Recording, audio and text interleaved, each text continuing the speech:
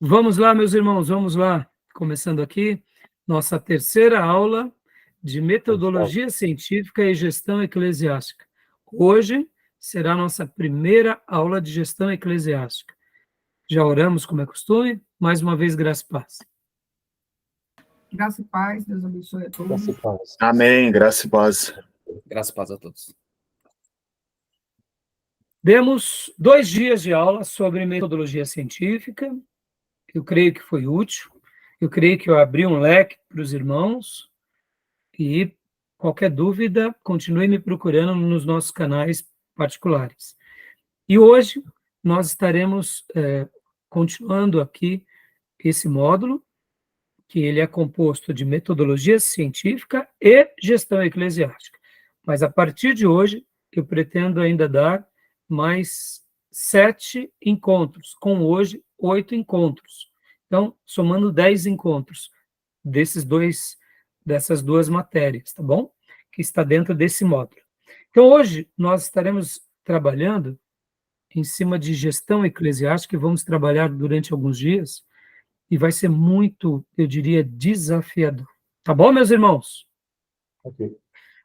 Bom, nós tínhamos já falado sobre o material que eu sugeri para vocês, de metodologia científica, seria o livro do Antônio Joaquim Severino.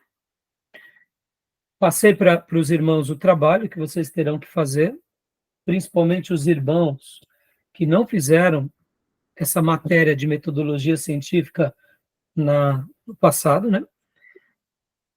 Nas faculdades, o Júnior e a Maísa já fizeram, então eles já me encaminharam a grade curricular, né, para a gente eliminar essa matéria. Então, eles não precisarão fazer o trabalho. Caso eles queiram fazer, vão ganhar um ponto extra pela iniciativa. E sobre o módulo Gestão Eclesiástica, eu vou passar para vocês 2 livros que vocês podem escolher entre um deles. O primeiro é esse, Luz, Plano, Ação, de Josué Campanhã, da editora Agnus. Ele é um livro, eu diria, que ele tem uma proposta bem interessante com relação à execução de um trabalho na igreja. A ideia dele é, como o próprio título traz, luz, plano e ação. Ele quer levar os obreiros a ter uma perspectiva de trabalho na igreja. Por onde nós começamos, como começamos, quais são os valores para que a gente comece, essa questão de definir missão, visão, valores, ao mesmo tempo tendo aquela ótica com relação à organização, com relação à execução. Então, é um livro gostoso de ser lido e ele tem uma postura mais pragmática. Então, a primeira indicação é essa, depois eu passo até os detalhes para vocês. E a segunda indicação é esse daqui, Manual do Pastor e da Igreja, que é do Jaziel Guerreiro Martins. Esse livro, diferente do livro do Josué Campanhã, ele tem uma outra proposta. Qual é a proposta dele? É trazer todas essas características com relação à igreja em si. Então, esse livro ele vai ser um complemento da matéria de eclesiologia. Então, ao mesmo tempo que nós estaremos estudando em teologia sistemática sobre eclesiologia, muitos assuntos dele vão ser abordados também em eclesiologia. Então, se o aluno quiser comprar esse livro, fique à vontade. Então, vocês vão comprar desses 2 e ler 200 páginas. Quem ler o livro completo, eu dou ponto extras, tá bom? A proposta desse livro do Jaziel Guerreiro Martins, Manual do Pastor e da Igreja, é falar aqui no capítulo 1, é a igreja, capítulo 2, governo da igreja, 3, os oficiais da igreja, 4, as ordenanças da igreja, 5, a disciplina da igreja, 6, como organizar uma nova igreja, 7, a igreja e o culto, 8, cerimônias especiais, 9, a igreja e os líderes extrabíblicos, 10, a igreja como pessoa jurídica. 11º, os departamentos e a programação da igreja.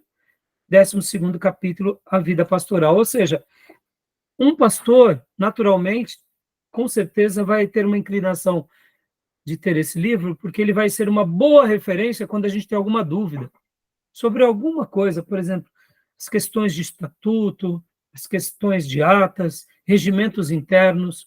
Tem vezes que nós precisamos de um bom material, então esse vai ser um bom material, assim como a questão também do governo da igreja, etc. e tal. Mas já o livro do Campanhã, ele tem essa abordagem mais diretiva, mais pragmática, e uma coisa que eu gosto muito do livro do Campanhã é a bibliografia que ele usa. É fantástica. É um livro que faz um estudo de vários outros livros e ele faz uma mistura entre administração, gestão e liderança. Então, fica aqui a dica para vocês, tá bom? Aí, no intervalo, eu continuo explicando para vocês, tá bom? Tudo bem até aí? Tranquilo? Vamos lá. Como é costume, eu quero ler um versículo com os irmãos. Abram suas Bíblias no livro de Efésios, por gentileza. Efésios. Efésios, capítulo de número 5, versículo de número 32. O irmão ou a irmã que encontrar pode ler para nós, por favor. 5:32. Este é um mistério profundo. Refiro-me, porém, a Cristo e à Igreja. Olha que texto lindo.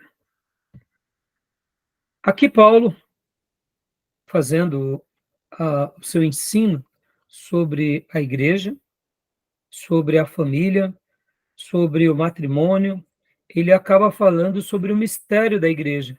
E ele, inclusive, ele faz aqui uma comparação da família e do casamento numa analogia entre Cristo e a igreja. Leia para nós, mas do 22 agora até o 33, só para a gente entender todo o contexto. Mulheres, sujeitem-se cada uma a seu marido, como ao Senhor, pois o marido é a cabeça da mulher, como também Cristo é a cabeça da Igreja, que é o seu corpo, do qual ele é o Salvador. Assim como a Igreja está sujeita a Cristo, também as mulheres estejam em tudo sujeitas aos seus maridos. Maridos, ame cada um a sua mulher, assim como Cristo amou a Igreja, e entregou-se por ela, para santificá-la, tendo-a purificado pelo lavar da água mediante a palavra, e para apresentá-la a si mesmo como igreja gloriosa, sem mancha nem ruga, coisa semelhante, mas santa e inculpável. Da mesma forma, os maridos devem amar cada um a sua mulher como ao seu próprio corpo. Quem ama sua mulher ama a si mesmo. Além do mais, ninguém jamais odiou seu próprio corpo, antes o alimenta e dele cuida, como também Cristo faz com a igreja, pois somos membros do seu corpo. Por esta razão, o homem deixará pai e mãe e se unirá à sua mulher. Os dois se tornarão uma só carne, e os dois se tornarão uma só carne. Este é um mistério profundo, refiro-me, porém, a Cristo e à igreja. Portanto, cada um de vocês também ama a sua mulher como a si mesmo, e a mulher trate o marido com todo respeito. Esse texto eu acho ele lapidar, porque Paulo está falando aqui do casamento, da relação e dos papéis do marido e da mulher, e ele vem e fala sobre o mistério. Este é um mistério profundo. Refiro-me, porém, a Cristo e à igreja. Na perspectiva paulina, quando ele queria mostrar o casamento, ele via que no papel da família, e em especial do matrimônio entre um homem e uma mulher, era a linguagem mais próxima entre Cristo e a igreja, e a comparação mais próxima que ele conseguia enxergar. É claro que aqui não é só Paulo, que é Paulo conduzido pelo Espírito Santo. Então, nós poderíamos afirmar que é o Espírito Santo trazendo para nós, por meio de Paulo, que a comparação mais perfeita entre o mistério que estava oculto, o mistério de Deus que estava oculto, que foi revelado por meio da igreja e por meio de Cristo, que é o cabeça da igreja. Mas quando a gente fala de Cristo e da igreja, a gente lembra do cabeça e do corpo. Paulo, também guiado pelo Espírito Santo, lá em Coríntios, vai falar sobre essa outra analogia, do corpo humano, que Jesus ele é o cabeça desse corpo e a igreja é esse corpo, são os membros. Mas aqui, mais uma vez, o Espírito Santo, usando Paulo, fala sobre o matrimônio, a relação de um marido e de uma mulher, a relação de Cristo com a igreja. Hoje vai ser muito interessante essa abordagem, porque na pauta que hoje nós estaremos trazendo, eu quero, em primeiro lugar, gastar alguns minutos com vocês falando um pouco sobre essa questão da igreja e da instituição, da igreja versus instituição ou versus empresa.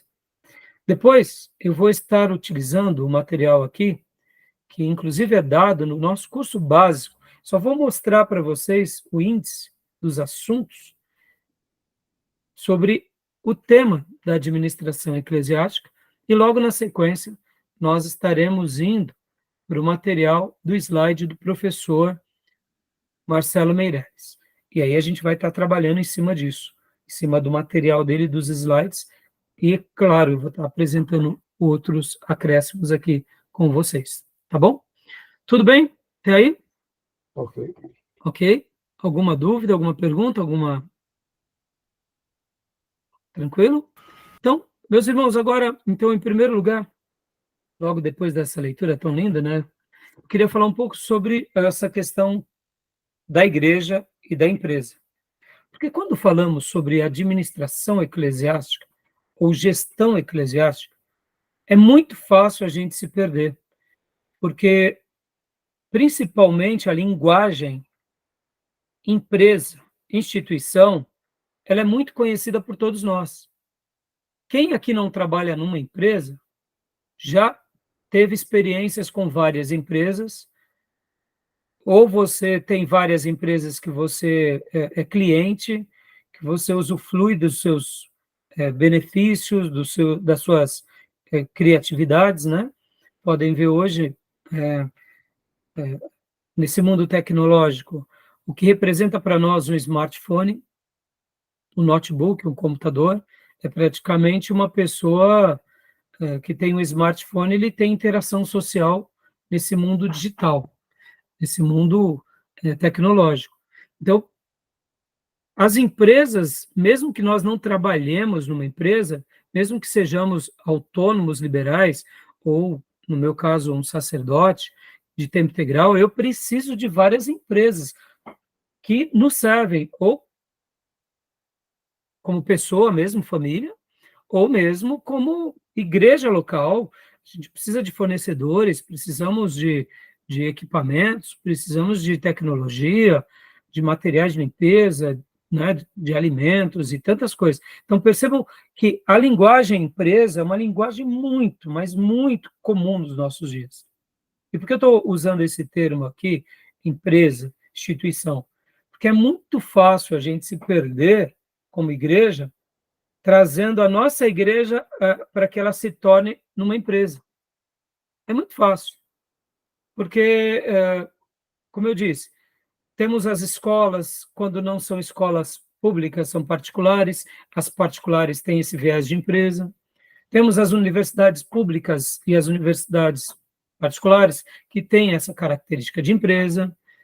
Somos prestadores de serviço, trabalhamos numa empresa, temos horário. Quem não, né, quem não é CLT tem os seus privilégios, mas tem as suas dificuldades. Ou seja, então o mundo empresarial é um mundo muito, muito entendido por nós. Diferente de antigamente, que você tinha ali a cidade do campo e tinha uma grande fazenda, uma empresa, e depois veio o período da industrialização, aí esse assunto já se tornou algo mais contemporâneo, né, para outros. Nós temos os grandes centros sendo urbanizados, as pessoas saindo ali do campo e vindo para trabalhar nas cidades. Então, percebam que essas mudanças, elas afetam a gente diretamente, porque antigamente, por exemplo, que nem naquela palestra que nós ouvimos sobre história dos avivamentos, que a esposa, aquela, como que é o nome dela mesmo, pastor Johnny? Que é a esposa daquele... Carol Basso. Isso, a Carol, ela estava falando sobre o Jonathan Edwards, e aí eu não recordo qual que foi qual que foi o apontamento dela, que ela fez agora, mas ela dizia o seguinte, que antigamente o pastor ele era quase que o delegado da cidade, ele era o xerife da cidade, né? Então, quando o pastor ele chegava na cidade, ou quando tinha uma reunião na cidade, tanto com o pastor, ou com, sei lá, com uma autoridade, a cidade toda se reunia na igreja. Ou o assunto da igreja era o assunto da cidade, o assunto da cidade era o assunto da igreja. Então, quer dizer, tinha um lado mais humano, menos empresarial. Tinha os comerciantes, mas tinham os camponeses, tinha as pessoas mais simples. Quer dizer, era diferente. Então, aquele lado mais humano era até visto mais na igreja, mesmo a reunião sendo uma vez por semana, mas a igreja vivia em comunidade. Essa igreja que vivia em comunidade se torna agora, as nossas cidades viram metrópoles, né? Passam por essa transformação social. Não só metrópoles, mas podem ver que as definições, inclusive, de cidades, elas têm várias categorias, né? Metrópoles, mega alguma coisa, tem vários termos para as cidades, para os seus tamanhos. E a tendência é só aumentar. Então, muitas vezes, pode ver que até para a gente ter vida de comunidade numa metrópole, é muito mais difícil. A igreja, ela acaba tendo uma característica mais institucionalizada. A pessoa vai no culto, recebe a palavra, recebe a bênção e vai embora. E a gente tem que provocar a interação social, tem que provocar encontro, tem que criar células, pequenos grupos, koinonia, cultos nos lares, reuniões nas casas. Para quê? Para criar vínculos mais afetivos. Porque é muito fácil. Por quê? Porque esse novo formato se consolidou. Então, ao falarmos de gestão eclesiástica, eu estou gastando esse tempo aqui, eu quero lembrar para os irmãos a perspectiva da gestão eclesiástica do Novo Testamento. É isso que é importante para nós. A gestão eclesiástica daquela igreja vencedora. Eu ia perguntar isso para o senhor. Então, agora, e aí, pastor? Então quer dizer que a gente vai jogar fora o CNPJ, a gente vai descartar o prédio, vai rasgar a escritura? Não. Nós vamos ajustando e vamos incorporando coisas da sociedade que sejam legítimas, sejam ótimas, mas nós vamos deixando cada coisa no seu devido lugar. Por quê? Porque, afinal de contas, hoje, por exemplo, a gente pode usufruir de vários benefícios em virtude da tecnologia. Naqueles dias do Novo Testamento, o médico era uma exceção. Quem tinha acesso ao médico eram poucas pessoas, só eram os ricos daqueles dias. E hoje, médico? Todos nós podemos ter o acesso ao médico. Um dado que eu tenho observado, que a igreja virou uma igreja programática também, igreja de programa. É uma das críticas que os grandes pesquisadores estão fazendo sobre a igreja de hoje. A igreja moderna, século XIX, ela vive de programa, uma igreja institucional, e uma outra grande provocação. Por que a igreja primitiva, que tinha mais de 120 pessoas, não precisou alugar prédio e não fazer igreja, se reunir em casa? Então, exatamente, Júnior, você vê, essas perguntas, a gente tem que fazer elas com bastante critério, com bastante temor, e ir para um debate bem maduro. Ao mesmo tempo, também, a gente não pode ir para os exageros, né, do pessoal da árvore da vida. Lembra que no último módulo que trabalhamos sobre o avivamento bíblico, quando falamos sobre a igreja chinesa, falamos sobre o White Mani e falamos sobre o Witness Lee, que é o descendente, discípulo de White Mani, que, em virtude daquele formato da igreja perseguida da China, eles tentam criar agora uma igreja sem placa nos dias modernos. E eles vão tentando desestruturar coisas que também são boas. Mas essas perguntas, como você bem colocou, devem ser feitas com muita sabedoria. A gente tem que realmente fazer os apontamentos corretos. Mas por isso que eu disse, nós não podemos também querer ir para o exagero das leituras e para, eu diria, até uma leitura ingênua, né, da vida, porque, de fato, como eu falei há pouco, fiz a comparação do médico. Hoje, quando estamos passando por qualquer problema, vamos no especialista. Ou pagamos particular ou pelo SUS. Eu sei que o SUS é mais difícil, mas vamos lá. Tem cidades que a medicina funciona brilhantemente. Você pega aí, por exemplo, em algumas cidades de São Paulo, a educação é fantástica. São Caetano, por exemplo, em São Caetano, o ensino público é fantástico, reconhecido a nível nacional. Por quê? É uma gestão pública muito bem executada. Então, tem cidades que até a gestão de saúde é muito bem feita. Agora, vamos lá. Então, por que eu estou falando da saúde? Por que eu estou falando disso? Porque hoje a tecnologia, os remédios, deram para nós 20, 30 anos de vida. Então, perceba, a gente vive muito bem com o remédio, a gente vive muito bem com os médicos, vive muito bem com a tecnologia, e vê nisso tudo que é até uma bênção de Deus, para que o povo de Deus usufrua de longevidade, de benefícios.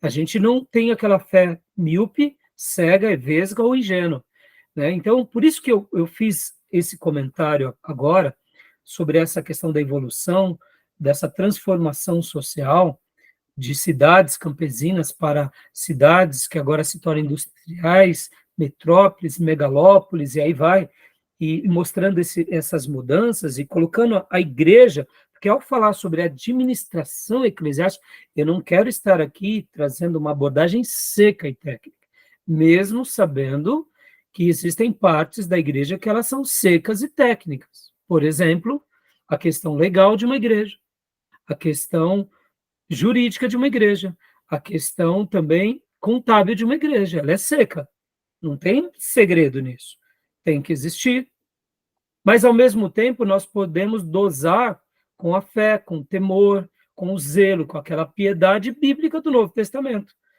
Todo o nosso contexto jurídico contemporâneo, eu entendo que se Paulo estivesse nos nossos dias, ele faria uma leitura jurídica muito adequada, segundo as leis de Deus, no momento em que vivemos na nossa história.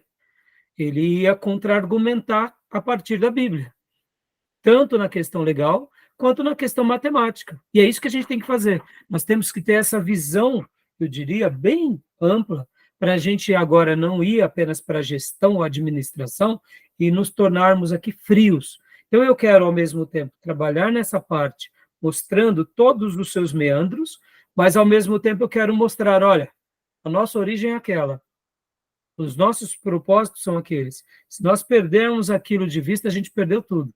Está entendendo? Porque a gente pode até ter uma instituição que funcione muito bem, tudo redondinho, mas fria e sem Cristo. E é isso que a gente não quer. Nós não queremos uma igreja montada, estruturada, ajeitada, funcional, que tenha programas, que tenha até entrada significativa, mas que não tenha o Cristo, que não tenha o Espírito Santo. Não tem sentido. Ali parece uma igreja, mas é como o Senhor disse à igreja de Sardes, parece que vive, mas está morta. Então é isso que a gente quer fugir. Porque muitas vezes, até nesse contexto, a gente se engana. E aqui fica uma dica para vocês assistirem depois. Eu confesso que eu não consegui assistir Greenleaf. Se não me engano, é Greenleaf, né? É uma temporada da Netflix que faz uma crítica sobre esses movimentos contemporâneos que visam muito apenas esse glamour, esse poder, esse carisma no palco, performático. E quando você começa assistindo, você fala assim, essa é a igreja dos sonhos. Mas quando você vai vendo ali por detrás dos bastidores, levantando o tapete, você fala, não, eu nunca queria ser de uma igreja que nem essa. E aí, por que eu não consegui assistir? Porque eu começo a passar mal, confesso, irmãos. Começo a passar mal, falar, não, pelo amor de Deus. Assim, eles encenam tão bem um pastor, né, que pisa na bola, mas tem uma roupagem tão brilhante, então você está naquela admiração e de repente você descobre que o camarada lá atrás fez um monte de coisa. a filha do pastor tem um discurso brilhante, mas de repente ela, né, ela sai da igreja, ela pega 2, 3, e aí, pelo amor de Deus, só por Deus. Tem uns negócios, irmãos, assim, então você acaba, pelo menos, irmão, não sei se... É interessante para a gente aprender um pouco, né, e até ter medo de entrar nesses movimentos, mas, ao mesmo tempo, eu passei mal nesse sentido, falar, não dá. Ficar vendo isso é como se quebrasse o encanto, sabe, quebra o encanto. Eu acho que uma das coisas que mais nos deve conduzir na vida é essa paixão pelo reino, pela igreja. Nós sabemos que a igreja ela não será perfeita, porque a noiva não é perfeita, o noivo é perfeito. Mas quando essa noiva se torna uma noiva, eu diria, performática, perde o encanto. Então, Greenleaf trata disso, né? Então, vamos fugir da igreja Greenleaf, tá bom? Outra crítica também é a troca da forma pela essência. A igreja do primitivo, ela mantinha a essência e a pessoa, o culto, e hoje precede a forma. É aquela pergunta que eu te falei, precede a forma. A forma vale mais do Sim, que a a essência. essência. Em teologia pastoral, eu vou trabalhar muito sobre isso, Júnior, sobre a essência. E, para mim, por isso que talvez eu passo mal. Eu não sei se foi um momento que eu estava assistindo, eu estava com alguns problemas na igreja, pessoas que estavam me dando muito trabalho, e aí eu já tinha um desgaste, né, no ministério. E quando eu assisti Greenleaf, estava ali naquele momento de terapia, aí eu vi aquela cena e falava, não, pelo amor de Deus, não aguento mais. Aí parei de assistir, confesso, irmão. Eu assisti, eu acho que a primeira e a segunda, mas da terceira eu não aguentei. Uma hora eu vou assistir de novo, porque realmente é uma produção muito interessante, vale a pena porque é isso daí, Júnior. Quantas são as vezes que a gente começa a ter uma perspectiva pela forma e não Acho pela que essência, finaliza, né? né? Aí a morte está garantida. Quem entra no ministério performático coloca sobre ele data de validade. Mais cedo ou mais tarde ele vai perecer, porque o Senhor não vai autenticar, né? Então, Gil, você levantou a mão, Gil? Pode fazer sua pergunta, Gil.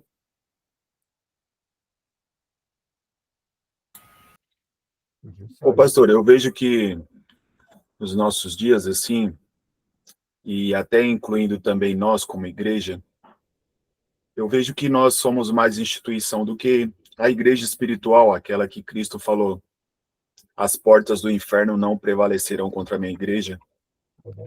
Eu vejo que nós somos mais instituição do que a igreja de Cristo espiritual.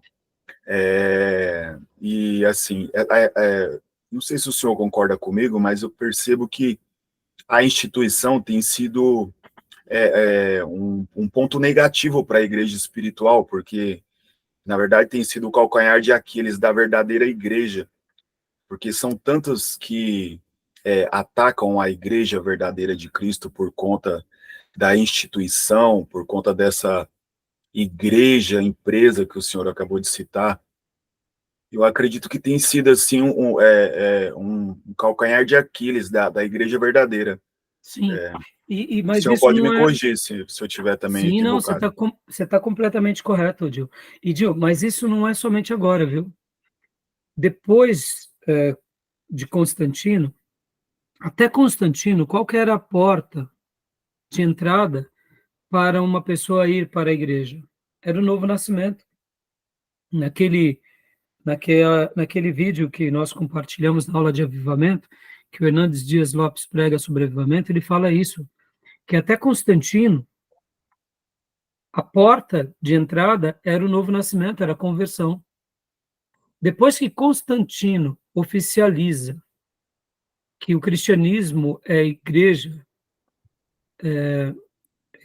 que a igreja de Jesus, que o cristianismo é a religião oficial do império, resolveu um problema, mas abriu outro problema.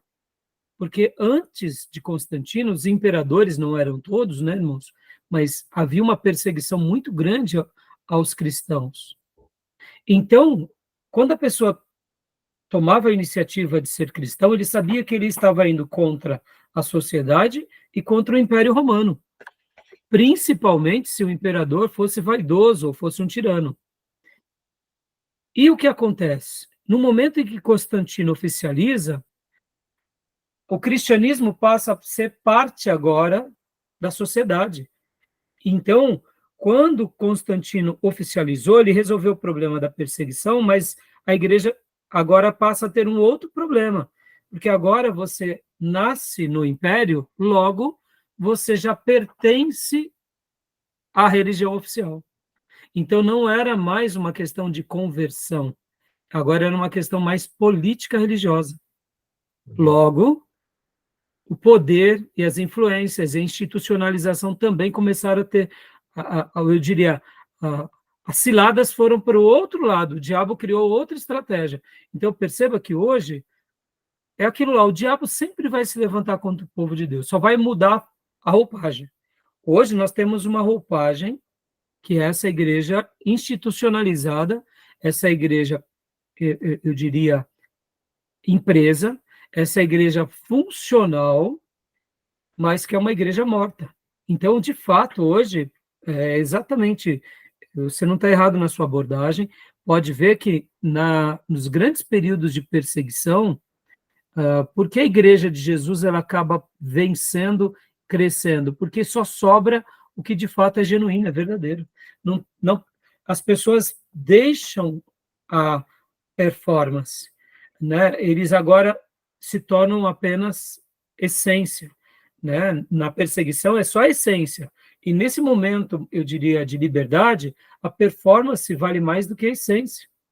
Pode ver, os irmãos da igreja, eles não estão preocupados se o pastor prega bem, ou se o pastor tem uma vida íntegra depois do púlpito. Eles estão preocupados com o púlpito. Se a pessoa fez uma boa comunicação no púlpito, se ele sabe ter uma presença de palco, palavras fortes, jargões, é uma bênção. E o pessoal, irmãos, não adianta. E o mal, inclusive, é pastoral. Por isso que eu vou trabalhar bastante, Júnior e irmãos, em teologia pastoral. Porque os pastores, podem ver, eles vão chamando, a pessoa é um figurão, eles vão chamando. E vão chamando. Então, assim, é por isso que eu quero hoje iniciar essa aula de gestão. A gente vai estar trabalhando aqui nas partes mais técnicas, mas os nossos olhos vão estar nas escrituras. Os nossos olhos vão estar na igreja primitiva. Os nossos olhos vão estar na patrística. Os nossos olhos vão estar nos pré-reformadores. Os nossos olhos vão estar nos reformadores. Os nossos olhos vão estar nos avivalistas. Como eles faziam igreja, como eles administravam. E a gente vai aprender. Por quê? Porque senão a gente se perde. E se perde mesmo, irmãos. Se perde, por isso que quando eu gasto aqui um tempo falando sobre política, sobre práticas, eu sou muito radical, porque a gente vê as pessoas se perderem, tá bom? Então, assim, mas ao mesmo tempo é aquilo, não vamos jogar tudo fora, vamos saber dialogar, tem grandes igrejas sérias, igrejas que estão fazendo uma obra linda, seminários bem estruturados, igrejas ricas que dedicam essas riquezas ao pé da cruz, estão fazendo uma obra de evangelismo, estão enviando missionário, estão tendo tecnologia, estão tendo alcance, estão tendo projeções nas mídias. Então, a gente não pode dizer que só os pequeninos, perseguidos, que também esse discurso não é verdadeiro. Tem muita gente boa perseguida, tem muita gente pequena que nunca vai ser, talvez, conhecido agora, vai ser conhecido depois. O material dele vai vir à tona, as obras dessas pequenas igrejas vão vir à tona, e aí o mundo vai ficar encantado que existia do lado deles uma igreja tão laboriosa e que, poxa, eu não vi, mas agora eu estou tendo contato. Ou seja, tem muita gente pequena boa, tem muita gente média boa e tem muita gente grande boa. E tem muito lobo nas pequenas, nas médias e na grande. É que os lobos nunca ficam só nas pequenas, né? Os lobos querem as mega, né, irmão? Esse que é o problema. E os lobos fazem um serviço violento. Né? Tá bom? Pastor Johnny, você tem uma pergunta? Pode fazer, pastor. Na verdade, só um pensamento. Na verdade, tudo que a gente vê relacionado aos embates de Jesus sobre a hipocrisia da liderança, acho que tem a ver com essa realidade, no final das contas, né? Porque eles tinham a aparência, demonstravam ser uma coisa e no final das contas eram outra. Então a questão institucional era bem importante. A questão espiritual já não era tão importante assim, né? Importante era o que as pessoas viam. Bem lembrado, pastor. Podem ver que Jesus está, né, no Novo Testamento, E não tinha nem chegado nem Constantino, ano 300, né? Ou seja, a Um problema instituição... crônico, né? Desde sempre. Sim, é a instituição religiosa, a tradição. Pode ver que o Sinédrio, ele era o braço religioso e político. Ele fazia essa ponte entre os romanos e entre a comunidade judaica, entre a lei de Deus e como eles articulavam com relação à sociedade, à política, e por isso eles tinham privilégios, e é exatamente, pode ver, a crítica de Jesus ao Sinédrio, a crítica de Jesus aos fariseus. Olha, irmãos, vocês viram recentemente aquela cantora Amy Rocha? Amy Rocha? Aimee, né? Aimee, né? Aimee. Aimee, isso, obrigado. Aimee Rocha. Ela participou é uma musicista, ela participou de um concurso gospel, e ela fez ela foi uma das finalistas, uma música que ela chama como Evangelho de Fariseu.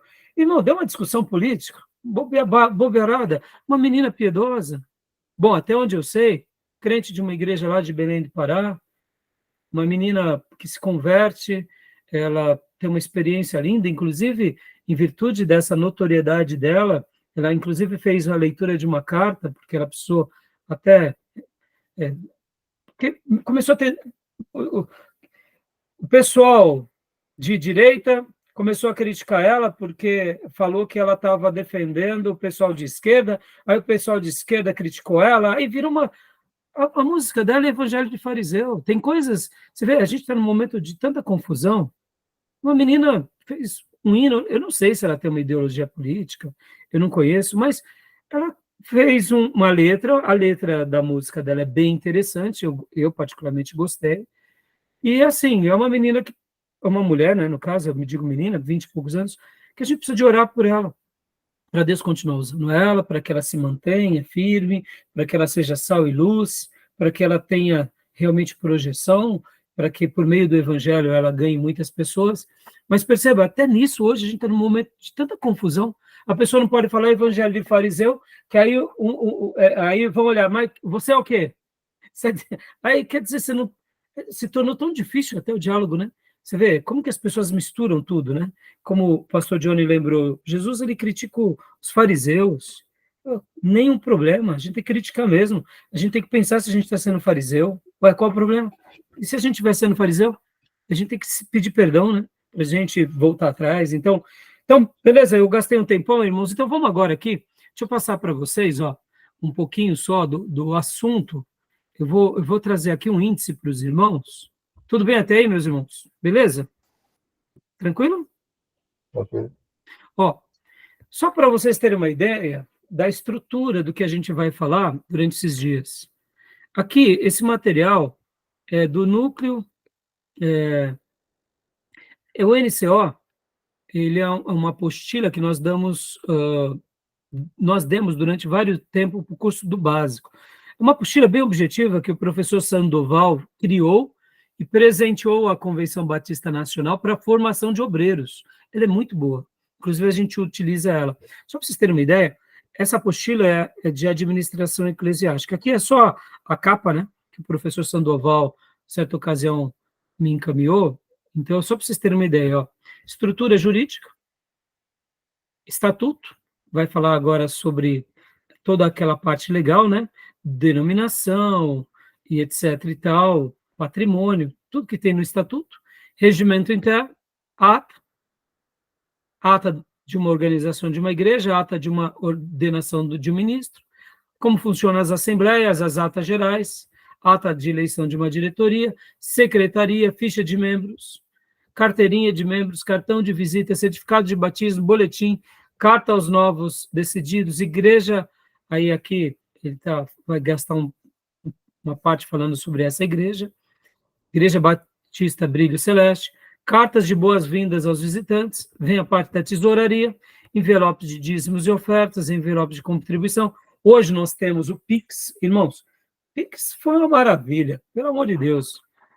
Como ajudou a administração da igreja, porque os irmãos já fazem o Pix, já direcionam para o tesoureiro, mandam e-mail ou mandam no WhatsApp no caso do tesoureiro, resolveu demais até para você não ficar ali com dinheiro em espécie, né? Relatórios financeiros, a parte da contabilidade, questão de tributos, declaração de imposto de renda, como que se funciona, no caso, não, a igreja ela é uma instituição sem fins lucrativos, mas tem que ser feita a declaração, né, dentro da categoria de igreja, porque senão acaba ela estando irregular, né? Obrigações sociais, construção por meio de mutirão, comissão de exame de contas, né, que no caso nós chamamos comissão fiscal, né, no nosso caso da igreja, comissão de exames de contas, que é a comissão fiscal, que avalia tudo que a tesouraria faz, corpo de questionário e o questionário. E aí vem, né, um breve relato, que não vou ler agora, até porque, só para vocês terem uma ideia, né, do material do NCO.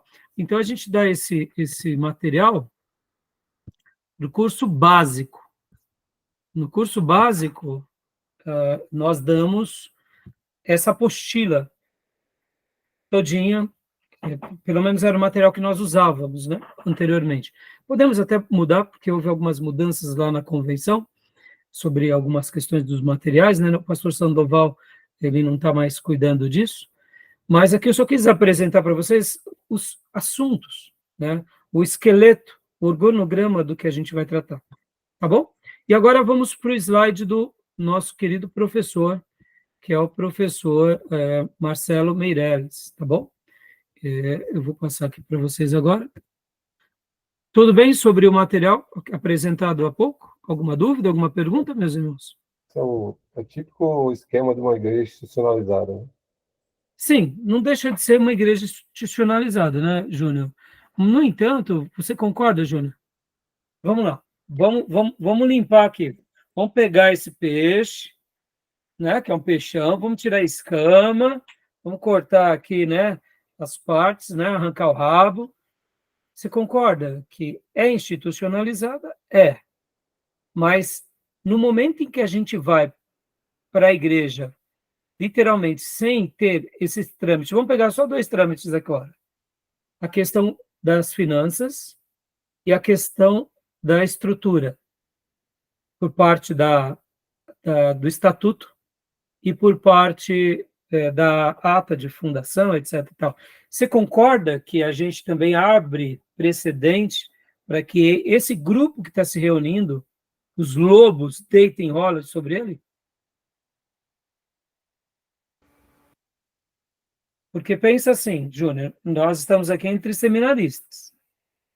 Mas vamos supor que tenham 5 pessoas, dessas 5 pessoas que têm ali uma projeção, começam as suas reuniões, e eles querem literalmente capitalizar entre os seus amigos, que é tudo cheio da bufunfa. E aí ele fala, vamos criar aqui a nossa igreja. Não vamos precisar de nada disso, de CNPJ, de ata, de fundação, não, isso daí é coisa dos homens, vamos nos reunir aqui. E aí um desses daí é o Lobão, que ainda tem dom de profecia. E aí? Será que ali vai ser uma igreja ou pode sair ali qualquer coisa esquisita, menos uma igreja? Estou entendendo? Você percebe que é muito mais fácil também, de quem é mal intencionado, numa hora como essa, e aqui eu estou falando, irmãos, eu conheci irmãos que, quando iam participar de uma reunião entre os ricos, muitas vezes, eles literalmente, no final de tudo, eles ainda tiravam oferta. Porque, afinal de contas, profetizava para os ricos, dava uma palavra, e os ricos, tocados, falavam, poxa, eu quero te ajudar, o que você precisa? E ali, ele, naquele discurso de autopiedade, saqueava os ricos. E aí? Será que foi evangelismo aos ricos? Irmãos, olha como é complicado. Vocês entendem que a gente pode, de repente, em nome da simplicidade, em nome da pseudo-liberdade, a gente está abrindo portas para os lobos. Nada impede de um grupo de irmãos piedosos de uma igreja local começar um trabalho com os ricos, em harmonia com a igreja, com certas liberdades, tentando evangelizar aqueles ricos, sem o viés da capitalização. Você está entendendo? Tudo é possível a gente fazer, dentro de uma estrutura eclesiástica que não tenha problema. Eu sei que parece bobeira, mas eu estou colocando isso porque eu já vi, eu me lembro de um rapaz que eu conheci, em certa ocasião ele estava fazendo um trabalho entre os ricos, ele disse, não, mas dessa vez eu não capitalizei. Eu falei, não, me explica de novo. Não, eu não capitalizei dessa vez. Eu falei, não, mas como assim? Não, dessa vez eu não pedi oferta. Eu falei, mas e das outras? Não, das outras eu peço. Mas eu falei, mas, rapaz, você tem que parar com isso. E ali, irmãos, eu dei uma chamada. Aí eu pergunto, você acha que eu ganhei um amigo ou ganhei um opositor? Ganhei um opositor. Aquele obreiro que fazia esse tipo de obra, depois que eu dei essa chamada nele, ele nunca mais veio conversar com o pastor Rai. Porque eu virei um opositor. Porque, de fato, começaram a ter abusos da parte dele com várias pessoas, eu tomei conhecimento de causa. E ele se posava como evangelista. Está entendendo, Júnior? Então, perceba que, como é difícil, então, não é o fato da instituição estar estabelecida que vai ter o problema. O problema está na gente, no ser humano. Com instituição ou sem. Mas sem o lado mais cuidadoso, favorece mais, entendeu? Uma teia protetiva, né? Se dizer, né? Exatamente. A palavra brilhante, uma teia protetiva. Vamos lá. É mais fácil um lobo entrar numa igreja histórica, numa igreja pentecostal séria, ou numa neopentecostal? Qual vai ser o terreno melhor para o lobo? Uma igreja histórica? O lobo vai querer passar por todos os trâmites da histórica? Ele vai querer ganhar espaço na histórica? E numa igreja pentecostal bem séria, por mais radical que ele seja, o lobo vai tentar. Mas concorda que vai ser um pouco mais difícil? Por causa da teia protetiva? E agora, e numa neopentecostal aí, meus irmãos? Na neopentecostal, o lobo a fome com a vontade de comer. Entendeu? E aí, por isso que muitos saem dessas igrejas e criam a sua igreja. Por quê? Porque foi o momento ideal, né? Então, vamos lá. Tudo bem até aí? Ok. Vamos lá aqui. Ó, então, deixa eu só deixar aqui. Vamos passar aqui. Aqui o pastor, professor, eu geralmente chamo ele de pastor, mas ele é professor, né? O Meirelles, ele vai falar sobre os conceitos iniciais, né, da administração secular, o administrador e a sua história. Aqui eu vou passar rapidamente, tá, irmãos? Eu não vou entrar em muitos detalhes, porque aqui é aquela questão mais técnica que é dada nas até faculdades de administração, tá? Mas, ó, ele criou esse gráfico, olha que interessante, tá? 3 habilidades do administrador: nível institucional, nível intermediário e o nível operacional. São 3 habilidades do administrador, ou seja, ele classifica em 3 níveis, né? Aí ele vem e fala sobre essa questão da alta direção, da gerência e da supervisão. Pode ver que isso exemplifica muito bem uma linguagem de empresa, né? Uma empresa, uma instituição, funciona assim. E pode ver que até a pirâmide, com a ponta para cima, ela classifica bem essa ideia da liderança, onde o líder é aquele que senta na ponta da pirâmide, né? Então, dentro dessa estrutura, temos a execução das operações. E aqui vem essa outra parte, que seria habilidades conceituais, ideias e conceitos abstratos. Por quê? Aqui, dentro dessa autodireção, esse nível institucional, essa pessoa ela precisa de mais ideias, ela precisa de uma formação melhor, porque, de fato, é a cabeça que vai pensar da instituição, é a pessoa que estará organizando, serão aquelas grandes mentes que estarão realmente fazendo tudo isso. Então, essa autodireção, ela precisa, sim, dos melhores formandos. Deixa eu até falar aqui para vocês, irmãos, por exemplo, vocês já devem ter visto, né? Quem não sabe vai ficar sabendo, né? Programas de trainee numa empresa. O que seriam os programas de trainee numa empresa? Eu comecei a trabalhar no mercado financeiro com 14 anos. Eu era office boy de uma empresa, de uma corretora lá na Santa Cecília, SLW. Depois eu saí dela e vim para uma outra corretora chamada Planibank, que era de um grupo, inclusive essa Planibank pertencia ao grupo Pão de Açúcar, Abílio Diniz, Mendonça de Barros, era um dos nossos diretores. E eu saí dessa empresa de judeus e fui para essa outra Planibank, porque eu não conseguia estudar. Não conseguia chegar no horário para o meu ginásio, eu ainda estava no ginásio, 14 anos, né? Estava ali no 7º para o 8º ano, estava indo para o 1º ano colegial. Aí o que acontece? Olha só, eu de office boy, depois eu fui para auxiliar de escritório, depois eu fiquei no Telex, né? Pouquinho depois do código Morse, veio o Telex, tá, irmão? Eu operei o Telex também. Hã? Eu já operei o Telex também.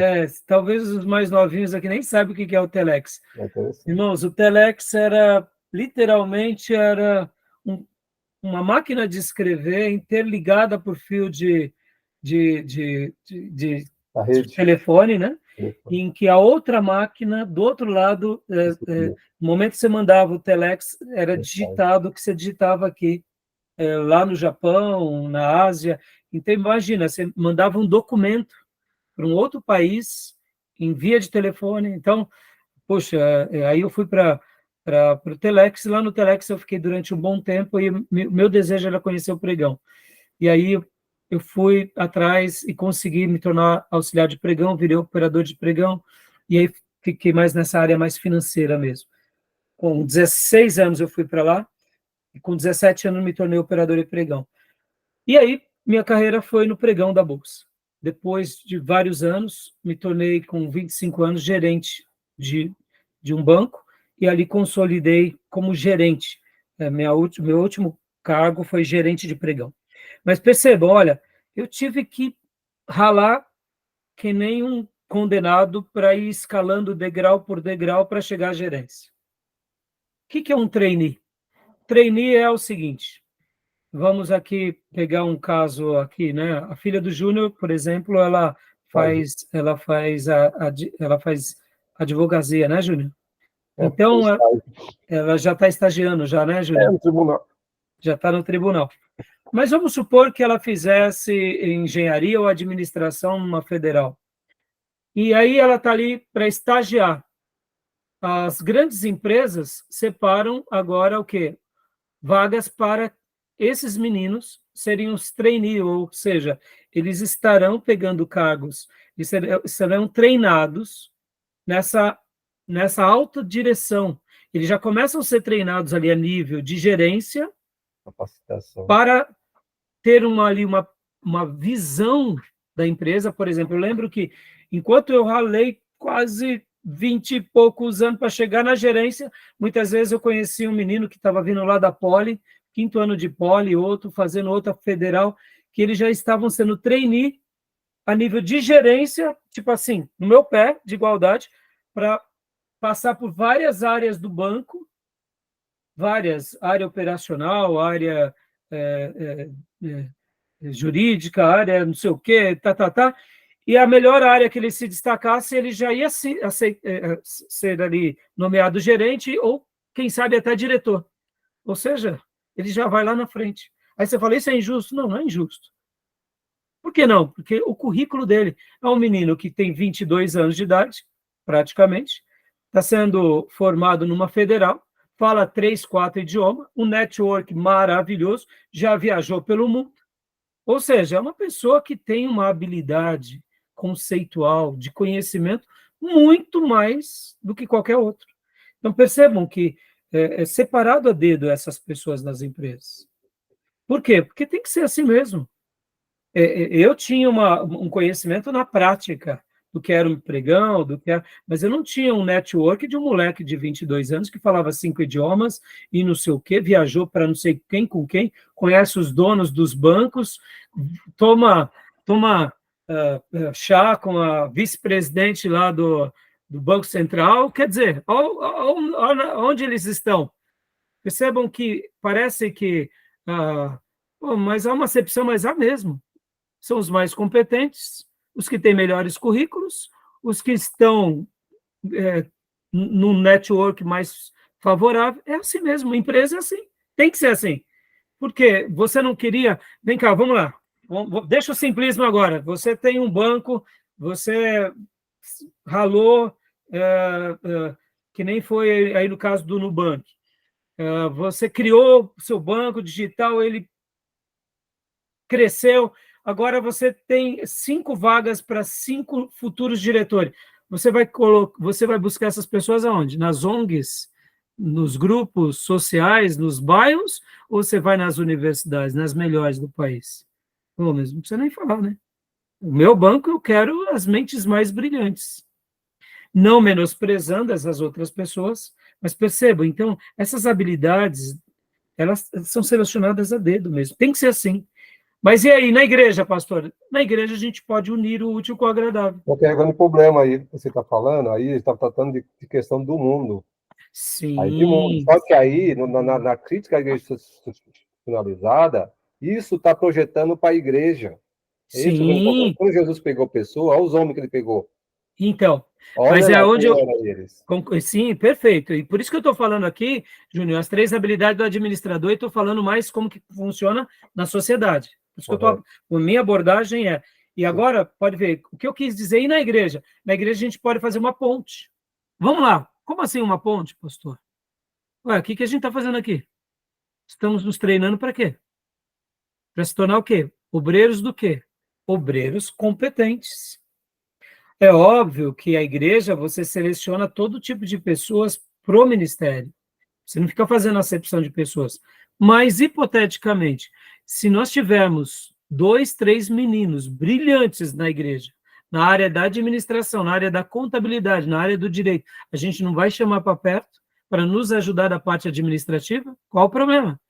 Se eles têm toda a performance, se eles são crentes piedosos, isso é maravilhoso, porque eles vão facilitar muito nessa questão dentro da igreja. Agora, perceba, se eles passam por os critérios de membro, se eles são realmente piedosos, se eles são irmãos, não é só a questão técnica, tá bom? Então, só estou fazendo esse comentário para que a gente entenda as habilidades. Então, para a gente concluir aqui, essa questão do administrador, né? Vamos lá. Vai lá. Tem o horário, acho que... Já deve ter dado, sim, Júnior. Habilidades humanas, relacional interpessoal, ou seja, assim como a alta direção ela precisa de habilidades conceituais mais profundas, que é o que falei aqui dos trainees, desses meninos que são brilhantes, no nível de gerência a gente precisa de pessoas que tenham essa interação mais de relacionamento interpessoal. E aqui na questão mais baixa operacional, nível operacional, que é o último platô, que está dentro da supervisão, são habilidades técnicas, manuseio de coisas físicas, ou seja, seria mais o chão de fábrica. Irmãos, pense assim, como cristão, aqui eu estou falando do mundo, tá, irmãos? Isso aqui é um organograma que mostra a realidade da administração. Mas aqui, falando da vida da igreja, a gente vê até um pouco disso na igreja também. Temos as pessoas mais competentes, que recebem dons, que recebem ideias, temos as pessoas que são mais relacionais, que são os líderes de ministério, e temos os obreiros. Agora, nós tratamos com acepção de pessoas? Não. Então, percebe, eu estou fazendo uma ponte já aqui, para ver como que isso se aplica. Dá para a gente fazer uma aplicação, tá bom? Meus irmãos, deu a hora agora, vamos dar a nossa pausa. Ok. Alguma pergunta?